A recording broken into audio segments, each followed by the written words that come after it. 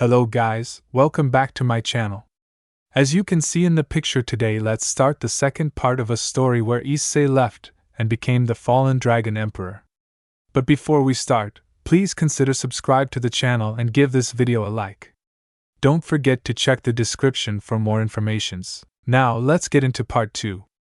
Issei was relaxing on the back porch, sipping some of the tea that he found relaxing since it helped calm his nerves before sighing to himself. Now, this is how a morning should be enjoyed.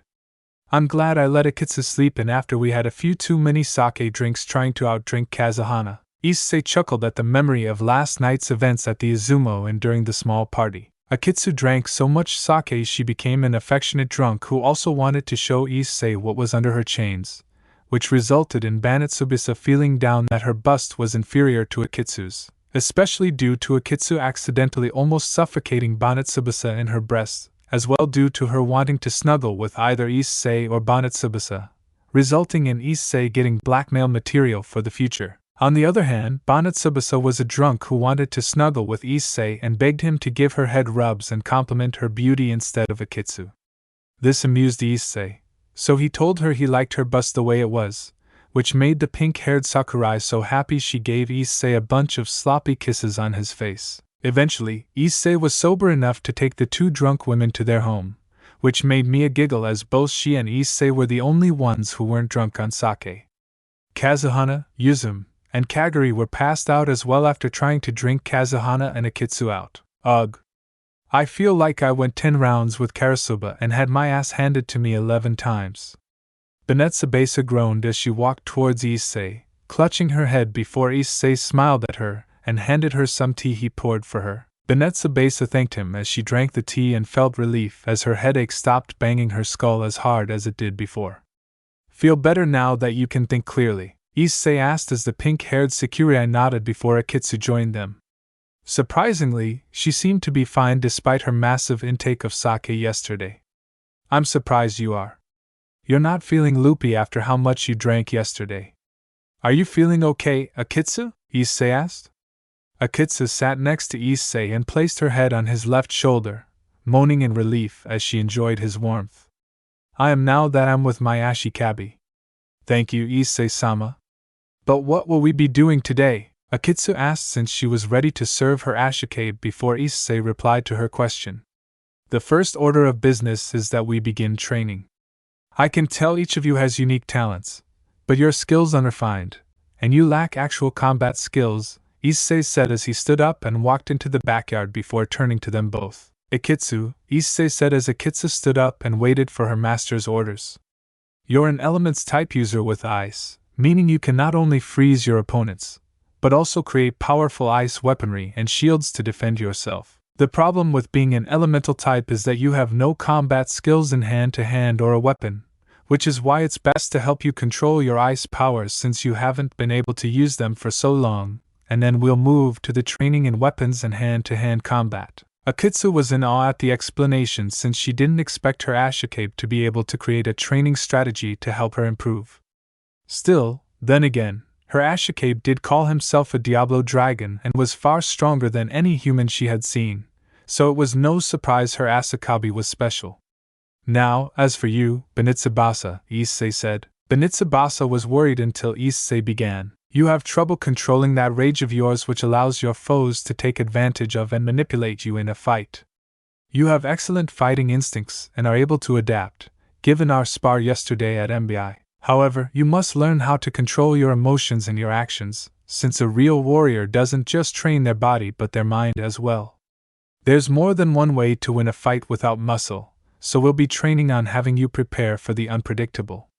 And Buzzer was surprised by the compliments and strategy for her training. For the first time since she was on Earth, she felt heard and seen as well as understood. Hyene had told her that she gets too angry, which has almost led to her being beaten by many Sekirei, so this training might be able to help her improve mentally and emotionally. Issei then snapped his fingers and his clothes transformed into combat attire that took on the form of a battle kimono, much to the surprise of Banetsubisa and Akitsu, as Issei looked like he was really serious about this training. Now then, come at me. Working together is also part of the training. Issei said as Akitsu and Bennett Tsubasa charged at him, ready to train with their ashikabi. Go town. Ria smiled at the girls in the clubroom with their boyfriends. Akino and Greg were sitting next to each other on the couch as she began the meeting.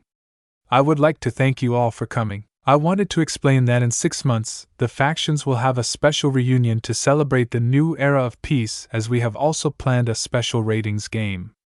Ria said, much to their excitement, as she then continued.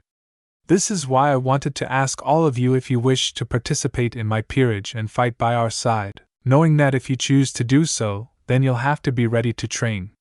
Greg smirked as he wrapped an arm around Akino, who smiled at the gesture before replying to Rias. I'm always down for training, and trust me, with me on the team, nothing can stop us.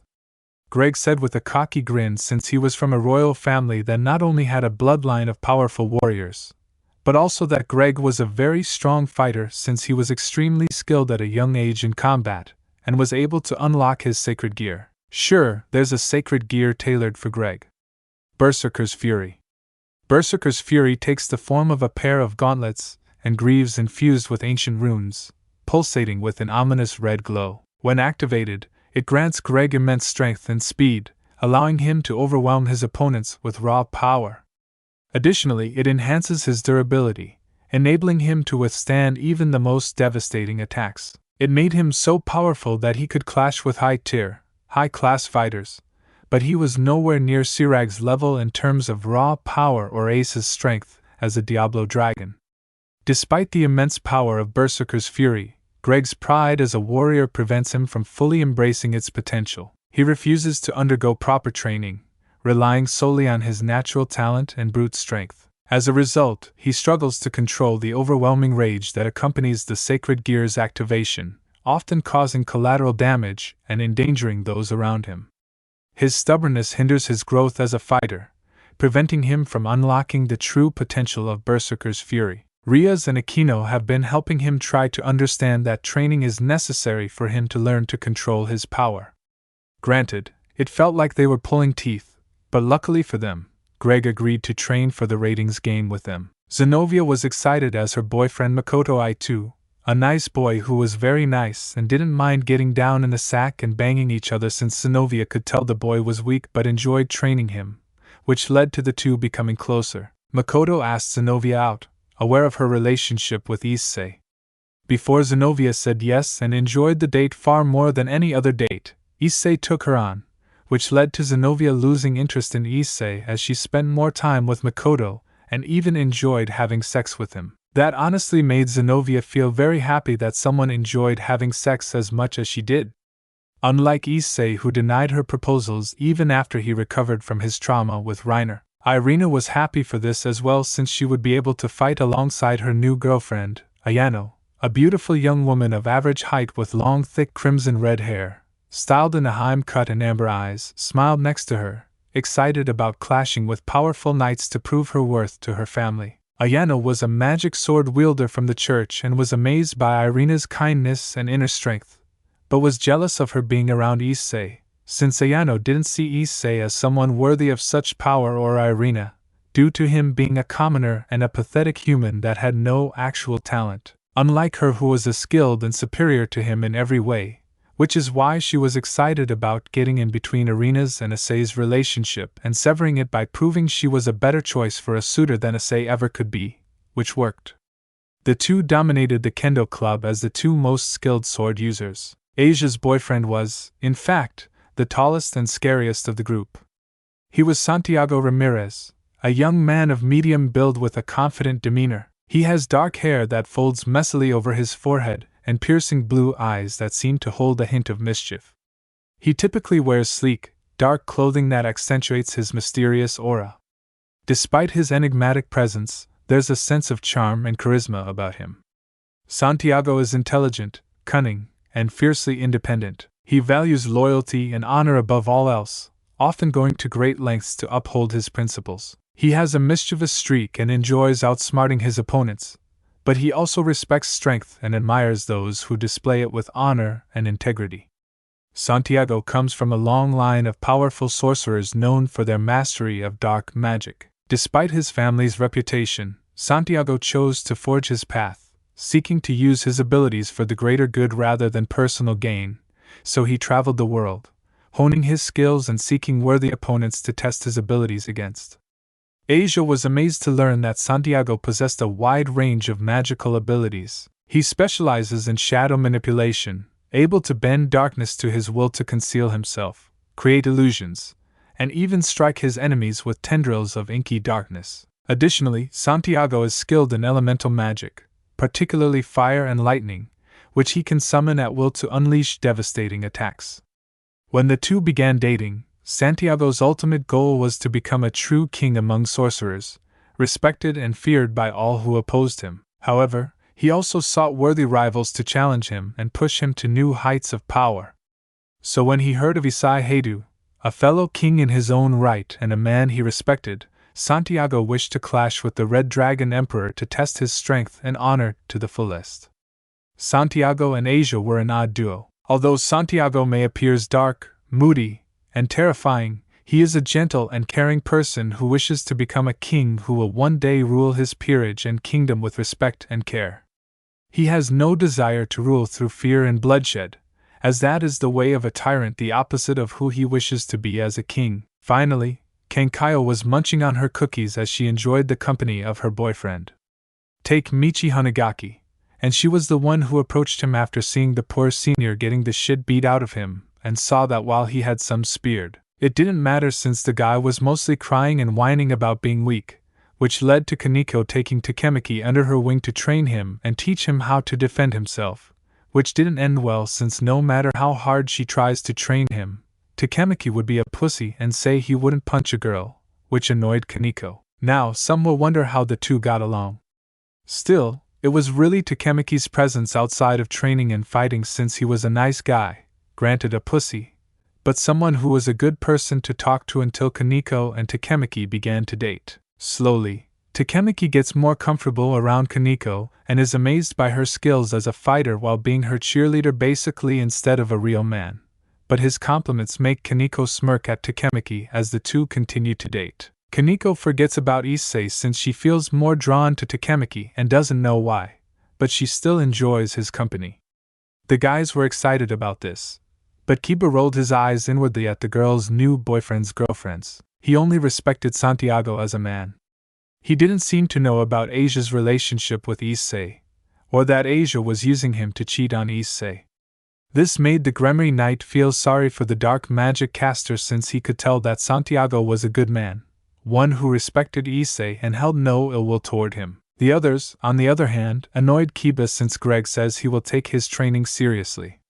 Still, the most training he sees Greg do is use his sacred gear and charges in headstrong, thinking he can overwhelm the enemy with his power and ego as a warrior. Kiba honestly saw him as an arrogant and weaker version of Seirag, and what annoyed Kiba the most was when Greg constantly challenged him and Gasper to a fight that he lost before calling out Gasper for being a weak man and Kiba, a disgrace of a knight due to them using their powers more than their strength. Ayano was similar to Greg since Kiba was annoyed by how prideful and arrogant Ayano was, saying she was far better than Ase in every way and pretending to be the perfect girlfriend to prove that she should have been the Red Dragon Empress, instead due to her skills and reading about the great possessors of the boosted gear. Diba enjoyed kicking her ass in sparring matches as a way to release his anger towards her, and Gasper didn't seem even to enjoy being around her, as he avoided the girl who disrespected the man who saved his life and helped him the most out of everyone in the Gremry faction. Vesper didn't even know what Zenobia or Kaneko saw in their boyfriends, since both Makoto and Takemaki avoided any training and seemed to only talk their way out of situations that would result in more training.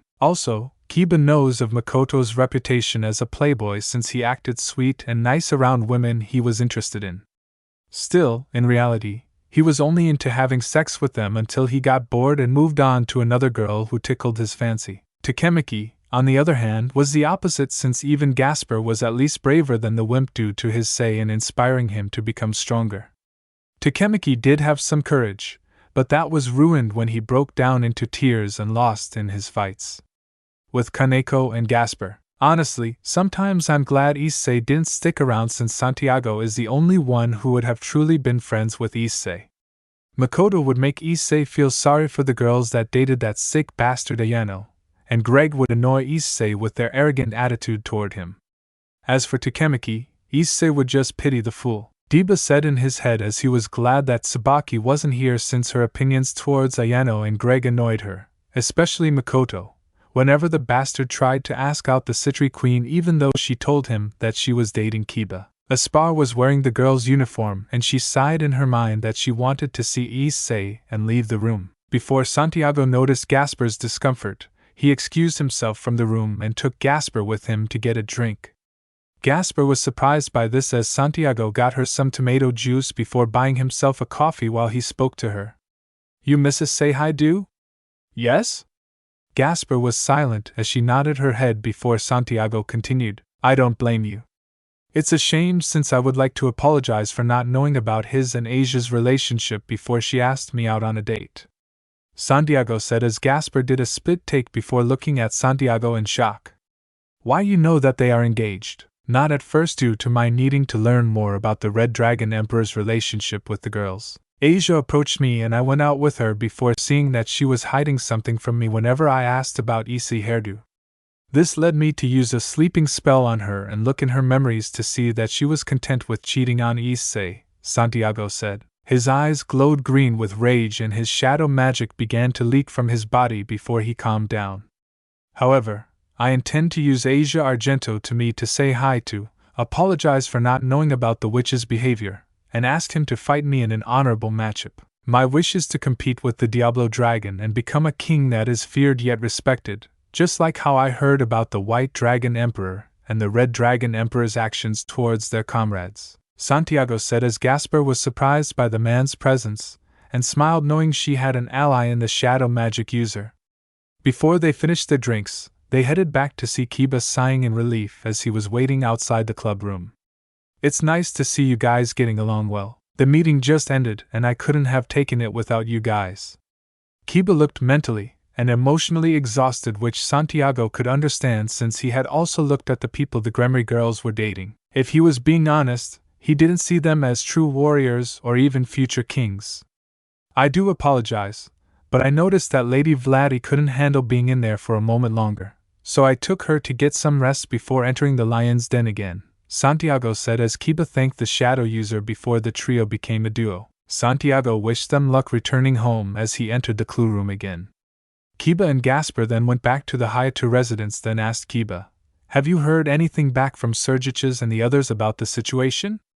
"No," Kiba replied as Gasper sighed knowing this would have happened until he continued, "But I do know that eventually they'll get the letter. Sergiches and Grafia care about to say as if he was already family, and earn their respect, so I can see them getting it as soon as possible." "Yeah. For now, at least, we do have an inside man to get the scoop on the others. How is Tsubaki taking this, especially after that needy bitch of a man that kept flirting with her?" Gasper asked as Kiba laughed at her word choices to describe Makoto before replying. "Well, Tsubaki is still pissed at Makoto for trying to get her to cheat on me, which led to Tsubaki almost wanting to break his manhood for thinking she could be used as some call girl," Kiba said as he wanted to let Tsubaki destroy the bastard but knew it would mess with the peace process that the factions are working towards. "You're not wrong. I do wonder how Issei is doing back in his new home," Gasper said, wishing she could have gone with him before Kiba patted her head. "Look on the bright side. Issei will call in 2 weeks and let us know how he's doing. In fact, I have a side bet with Saji that Issei would have another girlfriend in Shinto Daido. I can already see that happening, and Issei means to be friends with them before possibly starting a relationship with them," Gasper said as Kiba laughed a bit to himself, not noticing a person was watching them in the background as they ended a recording. "Azazel will be pleased to know that Issei as well, but the other girls are not so much," they said as they looked at the file they prepared and sighed at their evidence. Who would have thought the girls the boy sacrificed so much for had resulted in them betraying her, they said as they then vanished into the darkness, hiding their presence while doing so before understanding the ramifications that would occur should as evidence be made public. "Unlike my foolish brother Kanla, who sided with that idiot, Cao Cao, and his wannabe heroes, I don't use our family's power for selfish purposes." They said this as they emerged from the shadows to reveal themselves as Santiago. Before he saw his clone deal with Asia, The clone nodded his way as the two swapped places, with the clone taking the information to Azazel via shadow. Asia, are you ready to head home? Santiago asked as Asia smiled and nodded, but Santiago wasn't fooled by the smile that irked him, since he saw Asia as a traitor and a disloyal lover to someone who gave her so much and asked for nothing in return but her happiness. Yes. Want to stop for some dinner along the way? Of course, Santiago said, mentally rolling his eyes at Asia's attitude before walking alongside her. Enjoy your happiness while it lasts, since it's only a matter of time before you lose everything that you were given, Santiago said, as his right eye shone emerald momentarily before it vanished just as quickly as it appeared. Man, that was some amazing sex, Makoto said to himself as he looked at Zenobia, who was pleased with this moment. Makoto looked at his phone and smiled at the other women who caught his eye. Maybe I can get some of the Citri devils to have a night with me. I really want to deflower Raruko's bubbly ass and ram her until morning. Oh, maybe even Ravel, since I can bang a princess while Lissy's gone and left them all alone for the picking. Makoto said that he was not ashamed of dating any girl that tickled his fancy, since he sees women as fish in a pond, and he'll catch so many women that they won't get enough of him and want to be with him. Now, this is how you become a harem king. Feelings. Love. Who cares about that when you can satisfy them with just sex and manipulate them? Makoto said as he couldn't understand how Issei had all of these beautiful women and didn't even bang any of them, instead wanting to build a real relationship with them and some minor trauma. But that was dumb in Makoto's eyes, as he saw them as an opportunity for a sugar mama to live a life of luxury and not work hard except in bed. Unfortunately for Makoto, he is unaware of his shadow gaining emerald eyes as it then returns to normal with no one the wiser. Bragg and Anna were sparring while Irina, Riaz and Akeno were in the kitchen making dinner, but they stopped and chatted about Issei. So, do you and Irina intend to tell her parents about your relationship? Greg asked as Ayano smiled and replied, hell yeah. Issei literally was never a suitable choice for a boyfriend since he's got some looks, but doesn't know shit about being a boyfriend since he basically forgot Irina and didn't even try to contact her and thought she was a boy. How stupid can one boy be? Also, he isn't even worthy of being a dragon. If anything, I should have been the Red Dragon Empress instead of that idiot boob lover. Diana said as she planned on proposing to Irina before the ratings game to rub it in Issei's stupid face and enjoy his despair, while Greg chuckled and replied, same here. Honestly, how can Sergix and Ria's parents be okay with Issei? He isn't even a royal, unlike me, and I can treat Akena like a princess as well. I mean, sure, Issei helped with her relationship with Baraquil, but that doesn't matter in the future when you have to be looking out for them. All he's good for is sacrificing himself, and that's how the world works. Losers and perverts like them bowing down to superior people like us. Agreed, Bragg and Ayano said as they began training again, unaware of the dangers they were going to face as they had a spy record the whole thing as well. Grigori, Azazel's office. Azazel was shifting through paperwork as he was excited about the ratings game, especially since he was able to get the name to be the Azazel Cup after an intense battle of rock, paper, scissors with Zeus. What a happy day for him, indeed. Surprisingly, Azazel didn't seem fazed as he saw a figure begin to appear from his shadow as Santiago stood up from the ground and bowed before the fallen governor. Azazel, it's an honor to be in your presence, for I have some news you and the other leaders may be interested in concerning Issei Hyoudou, Santiago said as Azazel's writing stopped. He heard the name of his second son figure before looking up at Santiago. He could tell the name was serious. And what news do you have for me? Azazel asked. Santiago smiled wickedly, pulled out a file and handed it to him. Oh, just some very scandalous evidence that would shatter the alliance with the biblical faction and their allies if it was made public, Santiago said as he watched Azazel open the file. Slowly, his eyes began to widen in shock and confusion as he saw the Gremory peerage girls, excluding Roswas, with different eyes and in different backgrounds, such as a love hotel, a fancy restaurant, and a few other places Azazel recognized as places Ozzy took the girls to on their dates. What is this? Azazel asked as his aura was concealed, but his face showed Santiago that the fallen governor had now given him his full attention, then pulled out another file. I think you know full well what this is. And to better explain it, I have videotaped proof and evidence that the Gremory girls in the file have betrayed their fiancé and lied to their families as well as their new lovers. Santiago said as he was going to enjoy the next 6 months tormenting the fools from the shadows. Azazel clenched his fists, as he then pulled out his cell phone and called a number he had on speed dial. Sergiches. Call Michael, Kuroka, Griselda, and Gabriel. We need to talk, and I'll take care of Baraquil. Azazel said as he then ended the call and looked at Santiago. I assume you'll be attending the meeting as well. Of course. My master sent me in his place to ensure that the evidence was sent to you. Santiago and I do not care what happens to the girls or their lovers, but we do care about Kiba and gasped Vladdy. Which is why we wish for no harm to befall upon them. Santiago said as Azazel smiled at the Shadow King before patting his shoulder. You are already becoming more of a king each day, Sombra. I hate that nickname you gave me ever since you showed me that show. Come on, it's hilarious. No. It is not. Azazel and Santiago argued that the Shadow King refused to be compared to some equestrian villain. And now back to Shinto Tito. Not bad for our first day of training. You both did much better than I thought, Issei said as he relaxed in the hot tub on the back porch. Akitsu smiled despite having a couple of bruises on her face from Issei's punches. I feel like I can't walk anymore, Benetsubasa said, her legs in pain until Issei's phone went off as he received the email. The rules on the Sekirei plan. Issei said as he began to read them, and could tell that they were simple. 1. Ensure there is no forced winging. 2. Prevent innocent bystanders from being dragged into fights. Includes no killing innocent people or a shekabi. 3. Keep damage to the minimum. 4. And finally, registered Ashikabi and Sekirei cannot leave the city. Issei was content with the rules before receiving another email from Sergiches himself. He then opened it up. Issei Hyoudou.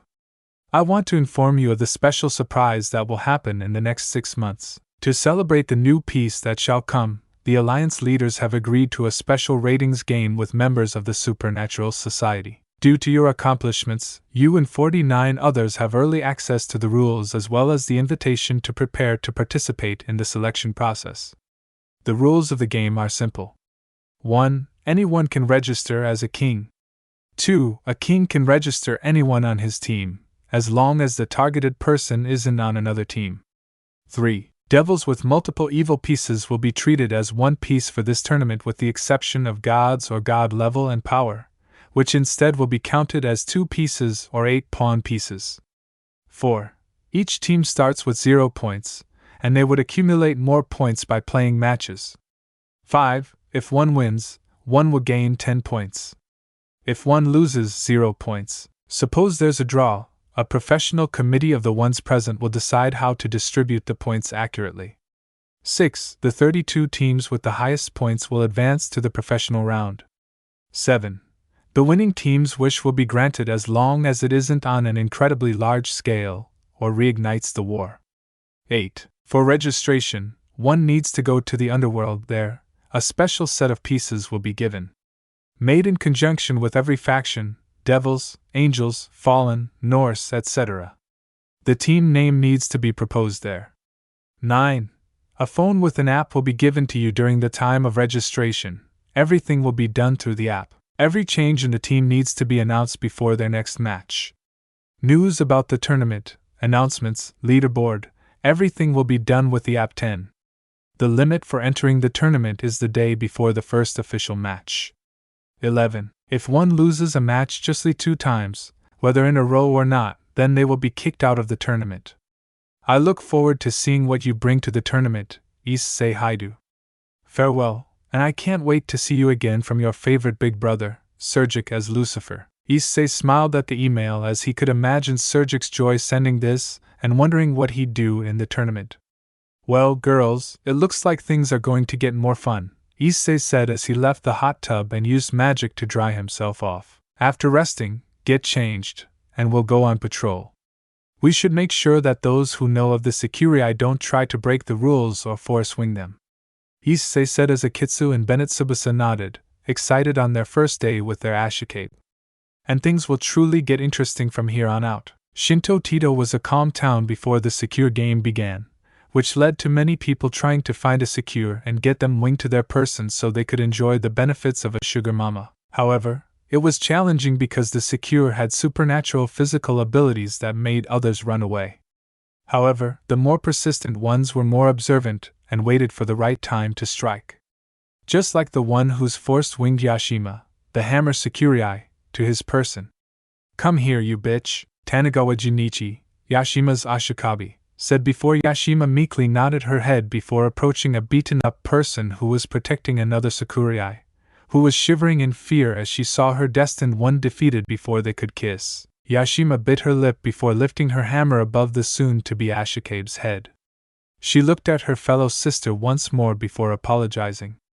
"I'm sorry," Yashima shouted as she was about to bring down the hammer, quite literally, until someone stepped in. "I'm afraid I can't allow that," a boy said, making the four-person group look around to find Issei Hyoudou standing at the end of the alley, waving at them with his right hand and his cell phone out on his left one. "My apologies for interrupting your attempted murder, but I'm afraid I'm here to turn you both in for not only violating the rules of the Sekirei, but also for breaking the law," Issei said in a calm tone which made Tanigawa growl at Issei before shouting him. "Who do you think you are, kid? Go to your classes or something. I'm not breaking any of the damn rules of this stupid game," Tanigawa shouted as Issei was silent before flipping open his phone, taking a picture of Tanigawa and sending it to someone. A few seconds later, the phone rang and Issei answered it. He then spoke to the caller. "Is he the guy?" Issei asked before nodding his head as if agreeing with the caller. "Uh-huh.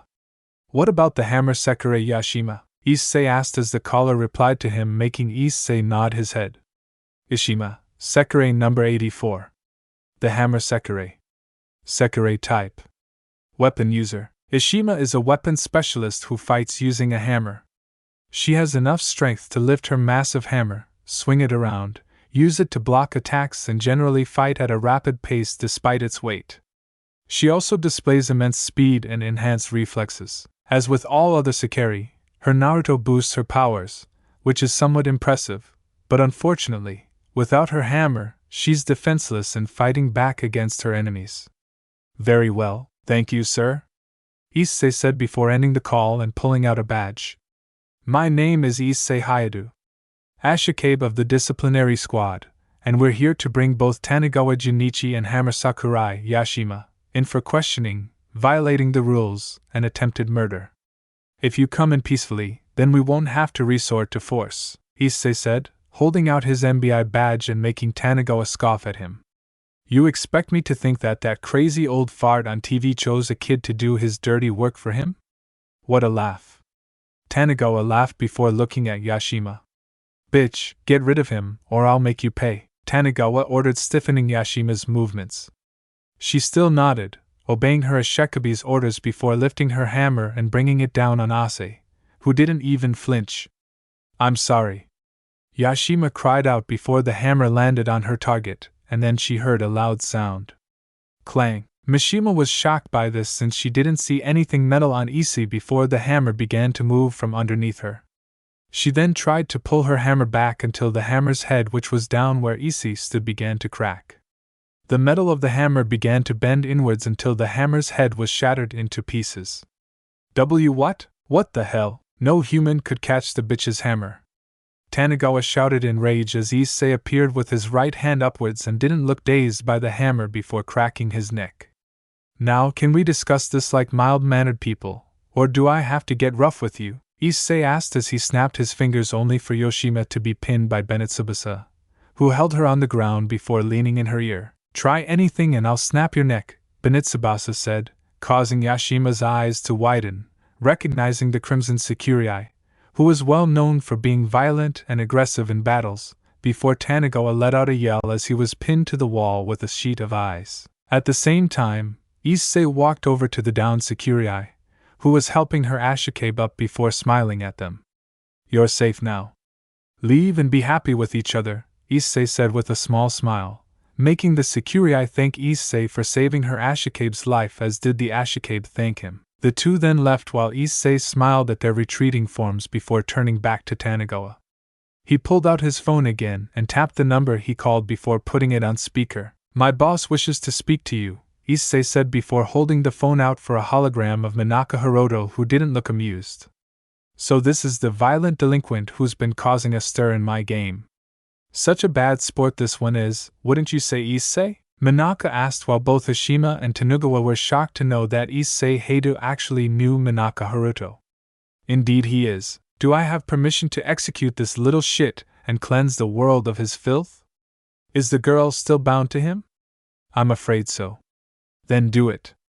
As you wish, Issei said before snapping his fingers, making Akitsu nod. She formed an ice sword in her hands and walked towards Tanugawa before Issei spoke to him. Any last words before Akitsu ends your life? Issei asked as Tanugawa began to beg. Wait.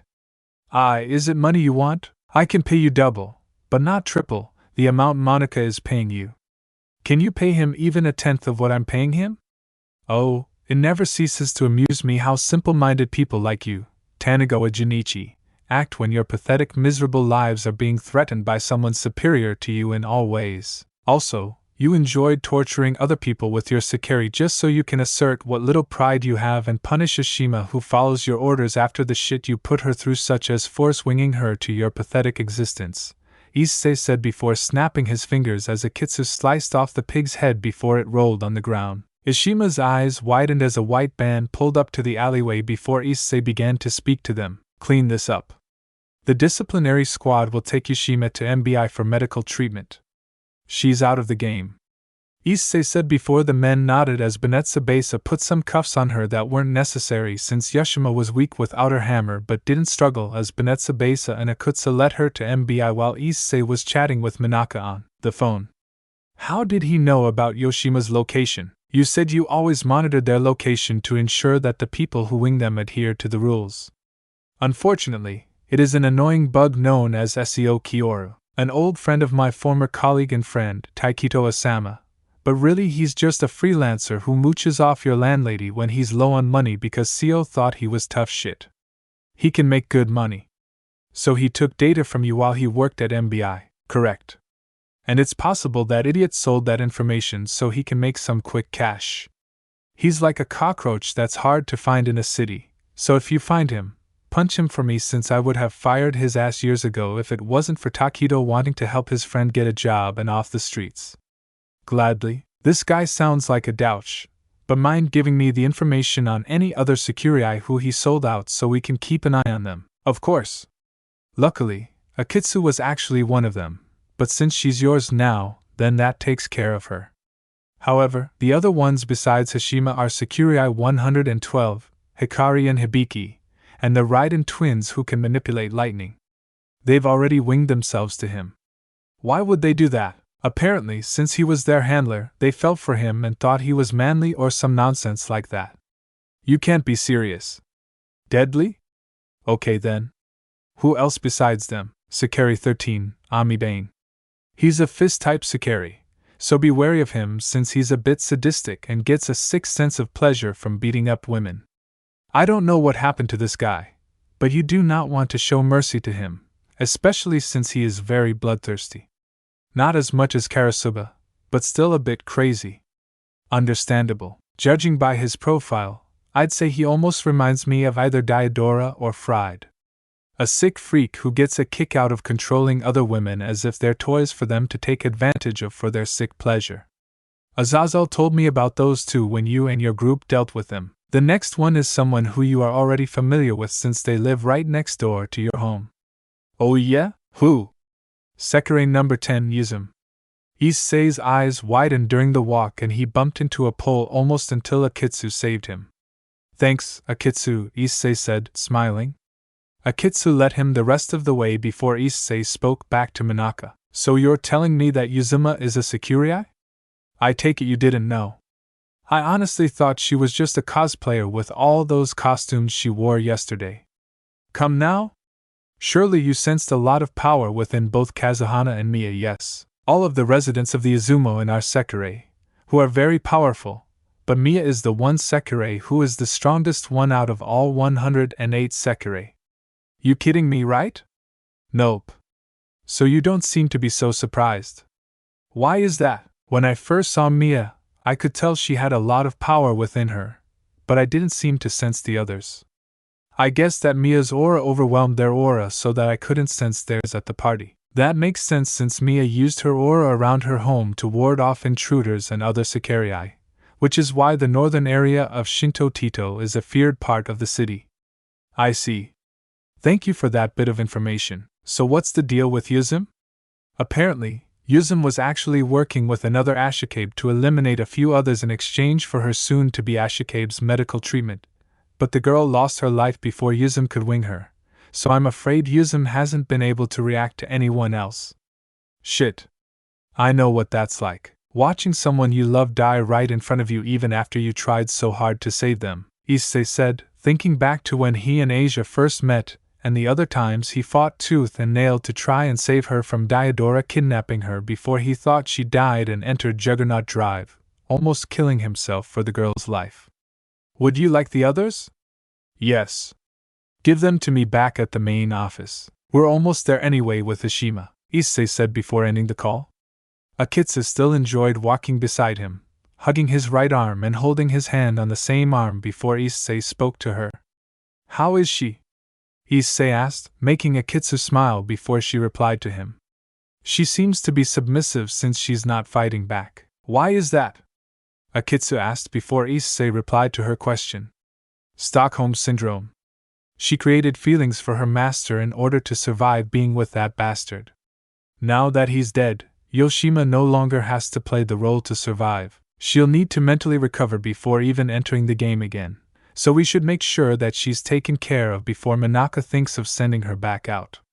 Issei said as they were coming up to MBI before the trio took Yashima to the medical department within the building. Akitsu and Bennett Tsubasa stayed outside the main office while Issei gave Minaka his report on Yashima's condition and her unfitness for the secure game. That is why I believe she should be given time to mentally and physically recover from this event so she can not only find someone who actually is her destined one, Issei concluded. At the same time, Minaka looked over the report before nodding his head. I can see why you are asking for her to be given time to recover. Normally, physical cases can easily be taken care of, but for mental cases like these, it damages the Sekirei. Minaka said before stamping the approved stamp on the suggestion. I do have a question, however, about the winging process between Ashikabe and Sekirei. How does it work? Since if what you told me is that the bond between an Ashikabe and Sekirei is tied together, so why didn't Yoshima suffer the consequences of her Ashikabe being killed? Issei asked since he was told a bit about the winging process, but didn't fully understand it. Now that's a different story, Minaka said before pulling out a remote from his desk and tapping the button to reveal a large flat-screen television that showed what looked like a slideshow. The winging process is easy to understand if explained correctly. So let's begin with how a Sekirei is terminated from the Sekirei plan, Minaka said as he began his presentation. There are two ways to terminate a Sekirei. The first is through defeating them in physical combat by inflicting a sufficient amount and severity of damage, while the second option is for an opponent to touch the crest at the nape of their neck and recite their Naruto, Minaka said as Issei began to watch the slideshow with the presentation. The crest then disappears, indicating termination. A Sekirei whose crest has disappeared cannot function. The severity of physical damage to a Sekirei is categorized into 5 levels, going from 1 to 5, the former being the most benign, and 5 being the most severe. Damage level 5 is effectively the actual death of the Sekirei. Minaka said, surprising Issei before the show continued. According to Taikido Osama, my old friend, as long as terminated Sekirei don't approach their death as living creatures, they can be put to sleep after special surgery depending on the level of termination. They are then taken to a specialized facility where their body is kept alive. But a living body does not mean the Sekirei isn't dead. The loss of their crest is equivalent to death for a Sekirei. Minaka said, shocking Issei as he saw the videos before the show continued. There are 2 ways to fix these broken bonds. One involves being the last remaining Ashikabe and using the assembled Jinki. The second is a result of Sekirei number 108 Kasano. Her Naruto is capable of healing the broken bond between Sekirei and reviving them. Minaka said as he ended the presentation before Issei asked. But that still doesn't explain how Yashima wasn't affected by the death of her Asakabi. I'm getting there. Be patient, Minaka said before he continued. Now, as for Yashima's situation, it actually has to do with the force winging that occurred between her and her former Asakabi. For you see, if a force winging occurs, then there is a 75% chance that the bond between them will be so weak that it can be easily destroyed when either is defeated. And after looking at their relationship, it was guaranteed that Yashima would suffer no backlash from her Ashikabe being dead.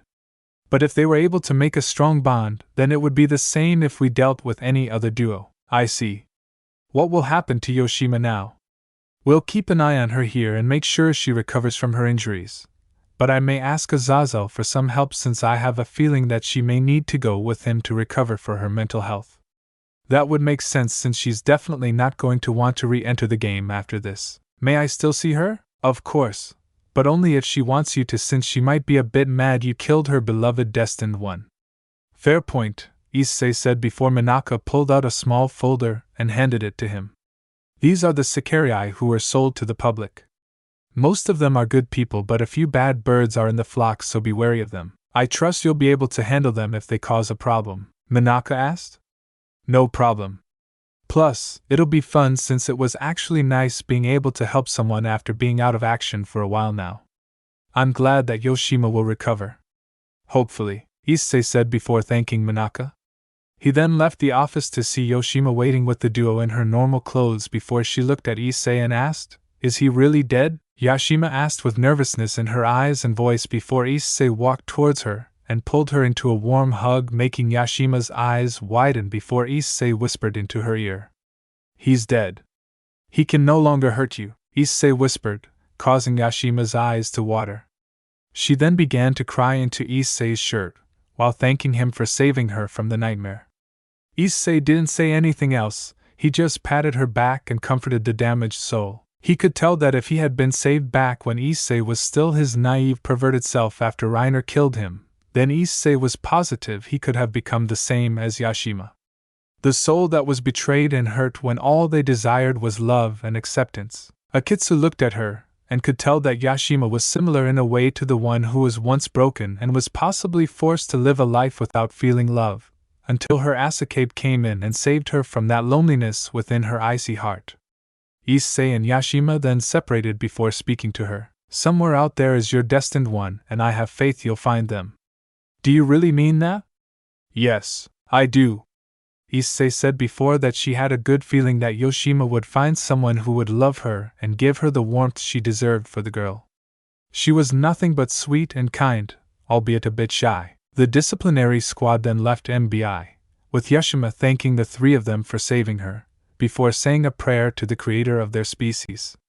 The Frodio, the weaver of bonds, please look after Issei Hyoudou and his heart. He is a good man and saved me from a fate worse than death. Please watch over him and guide me to my true destined one. Yashima said as she prayed to the name of their creator. That Olympus. Aphrodite smiled as she saw the Sekirei's soul before smirking at the name the Sekirei called her, by due to her embodying the aspects of love and bonds, which were what made the Sekir special, well that in their powers they were gifted. Aphrodite then looked at the hearts of others before her eyes widened at the one whose heart was resonating with Hashima's own heart. The goddess then smiled at them before connecting their hearts and waited for the two to meet. I wonder how the King of Shadows will react to seeing Yashima? Aphrodite said, amused by the idea of the king having a Sekirei as a wife and queen. But said King of Shadows, Santiago felt a warm sensation enter his heart, while with Azazel before the fallen governor got off the phone with a friend of his from Shinto Tito. Ice cure? Of course, I'd be happy to take her in. But are you sure you're okay with this since it might mess with the game? Azazel asked before hearing a response from his friend. Okay, I'll send my associate over to bring her over, Azazel said before ending the call and turning to Santiago. This caused the Shadow King to sigh, knowing Azazel wanted something. Yes. I need a favor, Azazel said, causing Santiago to sigh. He knew this had to do with the call, but little did Santiago know he'd be getting 4 special girls from just one trip to the same town that the Diablo Dragon resided in for the game. Now, back to the Diablo Dragon. Do you think she'll be fine, Issei-sama? Akitsu asked before Issei replied to her. I have a feeling Yashima will be just fine and that she'll find her destined one sooner than later. Call it a gut feeling, Issei said before Banetsubasa stopped in front of Issei as she readied herself for a fight. What is it, Banetsubasa? Someone's at our home. And whoever it is, they're not from the Izumo Inn. Banetsubasa said as she gritted her teeth before Issei calmed her down by patting her head. We don't pick fights first. We'll see who they are and what they want, and if they want to fight, then we'll give them one. Issei said before the trio continued to make their way to their home to see three people standing at the front. The first was a woman with short, distinctly fringed and spiked gray hair and violet eyes who is usually seen wearing red half-moon glasses. She wore a long and elegant light purple outfit similar to a corset that has frills around the neck and under her large breasts, and a belt secured around her waist. A side slit runs down her outfit from the thigh down. The loose covering of her hand has a purple strip running across it.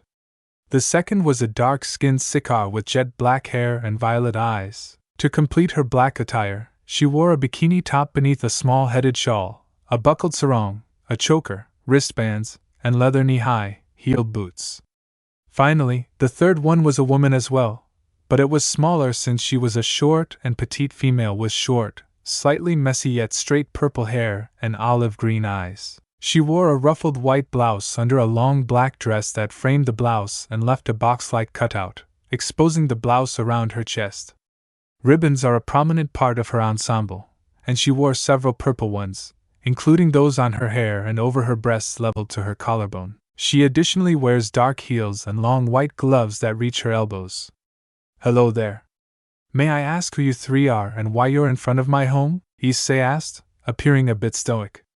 He made sure his voice was cold to intimidate the intruders, who worked on the gray-haired librarian and small maid girl, while the dark-skinned one smirked at him. Apologies for loitering, but might you be on the disciplinary squad Ashikabe, Issei Hyoudou? The dark-skinned one asked while Issei raised a brow. You know me? Know you? I've been trying to find you in the shadows all day after watching your introduction to the game. The dark-skinned woman said before pulling out a phone and showing a video of Issei training with Banetsubasa and Oiketsu as well as the execution of Yashima's Ashikabe. Issei Hyoudou. The disciplinary squad's Ashikabe has made his mark as the Ashikabe of the North due to his powerful duo of Sekirei, and showing that he can match the superhuman Sekirei. Everyone has been commenting on how you're not human and the like. The woman said before giving Issei the phone, who was surprised by the video before reading some of the comments. This guy is clashing with the Sekirei as if it's nothing. What does he do? Does he not skip leg day? Also, that execution was flawless. The bastard deserved it since I knew that creep and wanted to help her, but didn't know how without him sicking her on me as if she was some dog. I'm surprised since he looks no older than 21. How is he that strong? I bet the Sekirei are going easy on him since a human cannot clash with Sekirei. Amusing, Issei said before giving the phone back to the woman. I take it you have some business you wish to discuss with us? The dark-skinned woman smiled with glee as she nodded before introducing herself. Allow me to introduce myself. Sekirei number 57, Yahan, the Shadow Sekirei. It's a pleasure to meet you, Issei Hyoudou. Yahan said before the others introduced themselves. I am Sekirei number 101, Hariha, the Chakram Sekirei. Yuriha said as she curtsied to introduce herself. And I am Sekirei number 22, Kokum. I'm not a fighter, but what I lack in muscle, I make up for in intelligence. Kokum said, fiddling with her glasses before Issei snapped his fingers as if recalling something. Now I remember where you are. I saw your file, and you are one of the only two who use technology to fight, right? Issei asked, making Kochum smile as she nodded her head in response. Why, yes. You are correct, Hidesama. I wish to offer my services to you before my counterpart, Matsu, approaches you. Kochum said before Issei patted her head. Don't worry, I honestly didn't know about Matsu being a Sekirei until today, but I figured she couldn't leave the inn for another reason, so I'd be happy to have you on the team. Issei said with a smile, making Kochen feel happy after feeling the energy spike from when Issei released the kutsu from her chains. Ocho did research and hacked into areas of the digital world that not even Matsu could access. This allowed her to learn more about Issei Hyoudu's life, his school life, family, where he grew up, friends, and quirks. She even found out that he was someone she had been following online for a while now, the Red Dragon Emperor. Due to Koch not being part of the disciplinary squad, she was able to practice expanding her powers. When she saw a crimson figure enter the social media, she found out about the Red Dragon Emperor and his many battles, as well as his TV show, which was very popular in children's shows. Ahmed was amazed by the personal interview of Issei Hyoudou and was so invested in him that she even donated some money to his show and appeared as an anonymous caller for the show when the underworld press was speaking to the Gremry peerage individually about the after effects of the war and how they're helping out with the loss that occurred in the factions. So when Issei answered her call, his response was to help Kocho confirm her desires with Issei Hyoudou. Excuse me, Issei Hyoudou. I've heard of your incredible feats. But are you worried about what's occurred after the war with the damages and losses on all sides? Issei pondered this question before replying to the caller. You're not wrong. Many lives have been lost due to the war, and Trihexa was no easy opponent, unlike the many others I've defeated, and if I'm being honest, I was afraid I was going to die, but you're the Red Dragon Emperor. Doesn't that mean you aren't afraid of death? What kind of question is that? Of course, I'm afraid of death. I've already died once when I was a human due to naivety and arrogance to the supernatural world. But there's something that scares me more than death. The look on someone's face when they're filled with despair and fear. I know I'm a bit reckless, but I also know that if I didn't do what I did, then those children would be dead along with their families. I also know many good people I know, such as Riser Phoenix, who gave his life to protect his little sister when she was about to be killed. I heard about that. But it wasn't your fault. Riser knew what he was doing and no, you don't understand. I knew what Riser was up to, and before he died, he told me to look out for Ravel. I know that his loss hit his family hard since I only knew Riser for a few years, but when we started as enemies, we became good friends, and he changed into a better man and king. What is my mantra? Living a life with no regrets. Yes, I know that I have power. But I'm not arrogant enough to think I'm invincible. That's why I live my life to the fullest, look forward to tomorrow, and wish to help the factions repair the damage and rebuild their homes, so they can continue with their future and live a life with the ones they love. Thank you, Hidesama. You confirmed that you are as I thought. I'm honored that you still wish for me on your team and I promise to give it my all. Kacho said with confidence, making Issei smile at her before letting the three girls into their home. Yagen was a bit surprised to see that the house was very spacious and clean before sitting on the couch across from Issei with Akitsu and Benitsubasu standing at their sides. Ariho was amazed by the tidiness of the house before sitting on the couch next to Yajin, while Kacho decided to stand up for the meeting interview. Issei leaned back in his chair before speaking to them. So tell me, what do you bring to the table? I already have an elemental user and a fist user who are very skilled and are getting better with the training I am providing for them. Kacho already has a secure position since having one of the two strategists is not only a good fit for my team, but she can also assist me as a second in command for strategies for the other Sekirei, Issei said, making Kochen feel warm and confident that she could assist her Ashikabe and, even better, rub it in Matsu's face that she had the best Ashikabe of all while she remained stuck at the inn. Yahan felt slightly intimidated by Issei's presence before swallowing her spit and began. Like I said before, my powers are shadows. My fighting technique revolves around stealth and strategic use of my surroundings.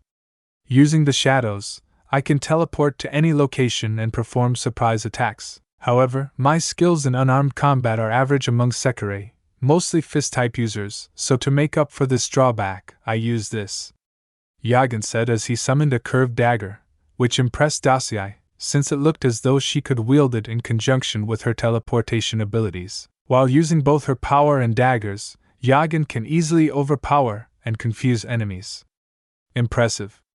You definitely fit the role of an assassin, but I have to ask, have you ever had any actual training when you were born? Issei asked, making Johan sheepishly twirl a piece of her hair in her left hand before replying to him.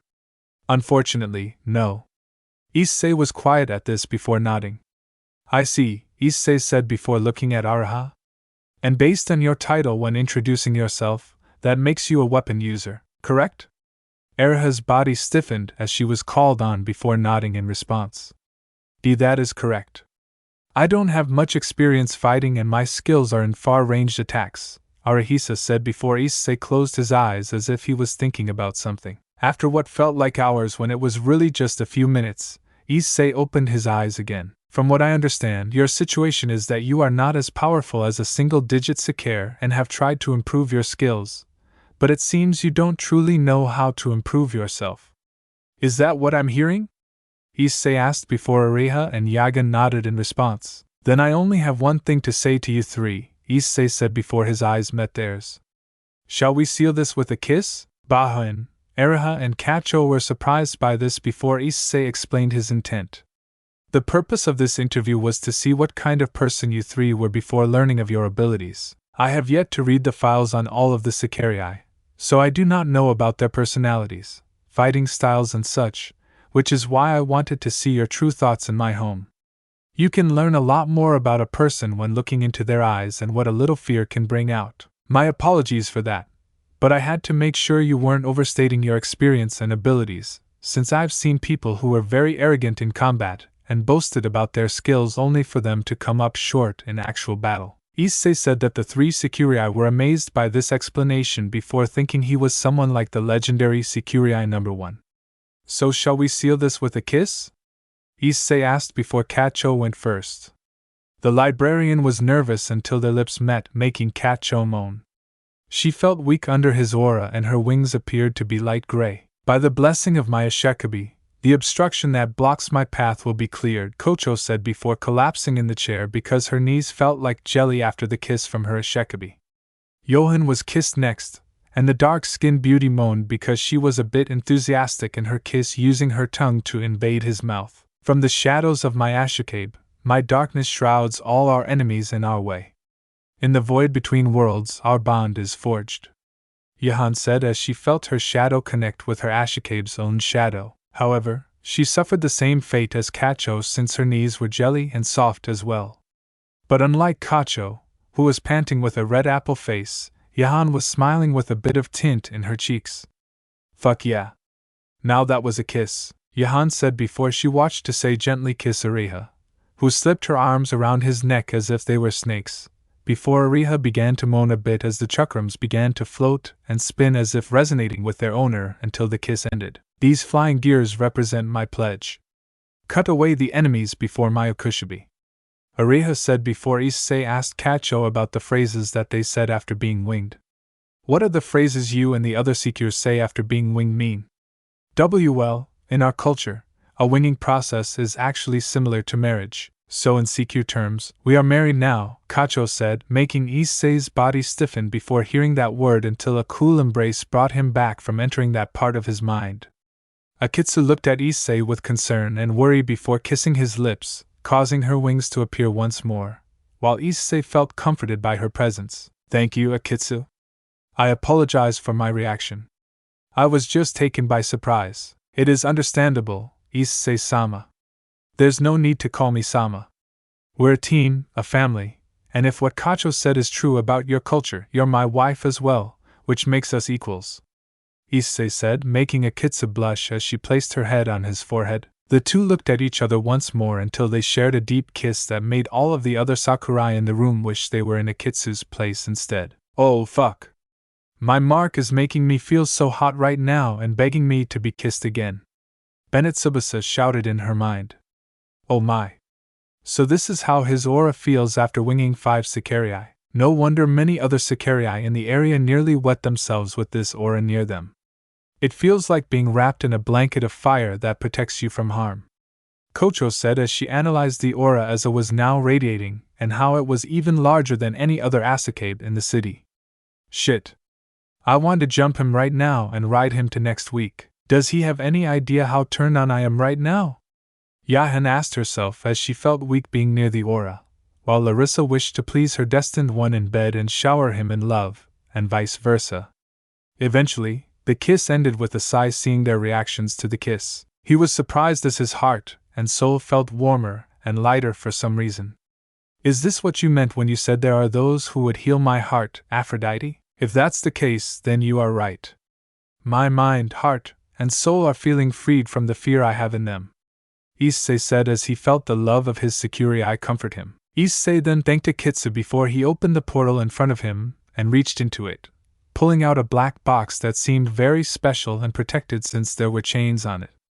Issei whispered some words in a language that even the Sekirei couldn't comprehend as the chains were released from the box before Issei opened it. And now for the next item of business, Issei said as he revealed the contents of the box. Ake said. However, one piece stood out among them all. The king piece, which seemed to be more of a dragon. It had a golden crown and strange markings on it, similar to the boosted gear, before Issei picked it up and smiled at it. This is a very special gift that my brother, Widri Gosh, the dragon of domination and partner who was a part of me before he saved my life, left for me, Issei said, as he revealed his dragon wings, surprising the 3 new Sekirei before Issei spoke to them all. In 6 months, there will be a tournament filled with powerful people from all over the world, and I wish to enter this tournament and show the strength of my Puritan myself. So I want to ask you all a question, Issei said before asking the question. Do you wish to join my peerage? The 5 Sekirei were surprised by this, but Akitsu then walked towards her Ashikabi and placed a hand on his shoulder. If we accept this or not, then will you still be our Ashikabe? Yes. I don't want to force you into this decision unless you wish to join my peerage. It's your choice, not mine, Issei said, making Akitsu smile once again before replying to him. Then allow me to be the first to join, Akitsu said before Issei smiled at her and pulled out a bishop piece, holding it out to her. Akitsu, do you accept the position of becoming my bishop and will fight by my side? Issei asked, Akitsu's soul screaming at her to take the position before Akitsu nodded. I, Akitsu, the Isakura, accept this position and shall fight by your side, Issei Hyoudou, my Ashikabe, and savior, Akitsu said before the bishop piece glowed as it then entered Akitsu's chest, causing Akitsu's eyes to widen before she rushed to the backyard until her aura exploded as her body began to transform into something else. Akitsu's voice and eyes covered the entire backyard as her body began to grow scales on her arms and legs, claws appearing sharpened and ready to slice through her foes. Her wings appeared on her face before solidifying as actual wings, and finally, her forehead bore the mark of the dragon symbol that was on the bishop piece. The other 4 Sekirei were shocked by this, but Akitsu came back, appearing as a dragon. She kissed Ashikabe's right cheek and rested her head on his chest. I am honored by this opportunity and I am ready to stand by your side, Akitsu said before the other Sekirei accepted their positions. Benitsubasa became the first rook and the other 3 became the first 3 pawns of the Diablo Dragon's peerage. The transformations of all 5 Sekirei caught the attention of some Sekirei and Ashikabe, who saw the footage due to a certain Sekirei of wisdom, who was amazed by the transformations in her body, feeling like she was standing near a flame that was so powerful it spread to the entire northern area of the city. Azuhana and Yuzum were shocked by this as their marks began to resonate with the aura, while Mia and Hamura felt differently from the aura from Issei's home.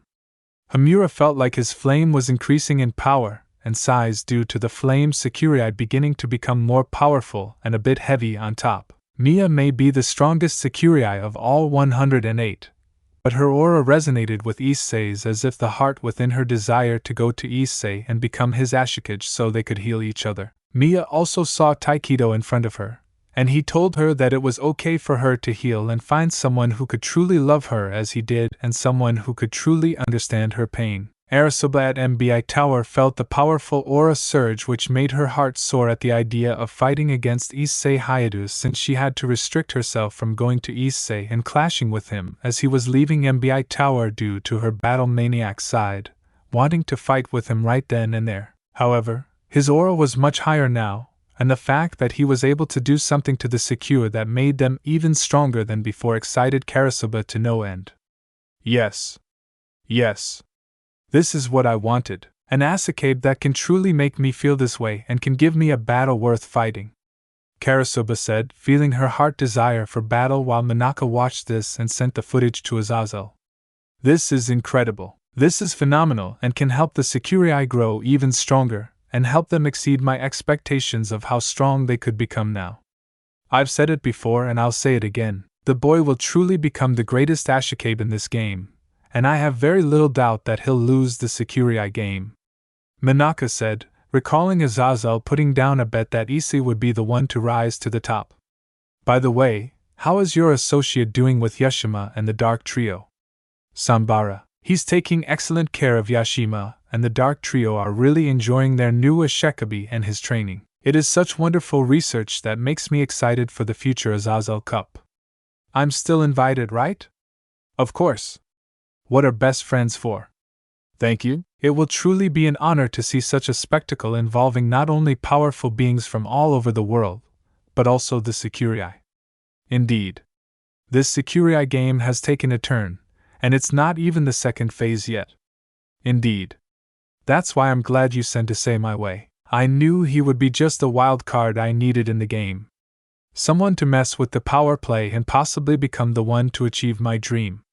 The one who controls the fate of the Sekireis and the one who stands as a god among men, Minaka said, excited about this development, since Azazel told him about the pieces that Issei had and what they were capable of before the game master was excited to see them in action.